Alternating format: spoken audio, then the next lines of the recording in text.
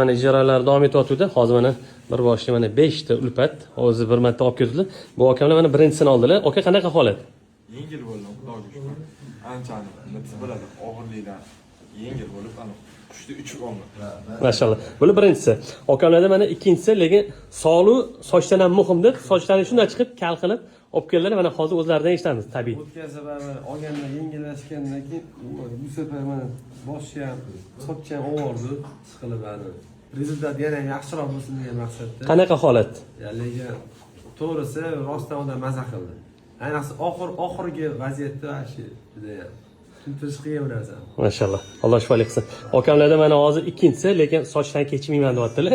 Lekin ikkitani o'zida qanaqa holat, aka? Sochdan kecha olgani 2 marta keldi, zo'r. Odam budriylashib, mo'shni bo'ldi hammasi.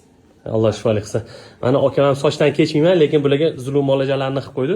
Mana holatlarini o'zlaridan eshitamiz. Holatlarni kelib olishsa bemalol ko'rishadi. Hammani Hajjom Jalilda kutib qolamiz. Mashallah. Mana akam ham birinchi olishlaringda, mana birinchini o'zida qanaqa holat, aka? Zo'r. Bomba. Yaxshimi? Ancha yaxshi. Boshliq organlari bor edi, ancha qo'y bor. Bosh aylanishli bor. Zo'r bo'ldi. Yaxshi. Alloh shifolik qilsin. Iloji boricha, xudo xolasa, sog'likka qarab tursanglar yaxshi. Kelasizlar, Hajjom Jalil xizmatdamiz. Salomat bo'lasizlar. Kelib ko'rganlar bilan faqat.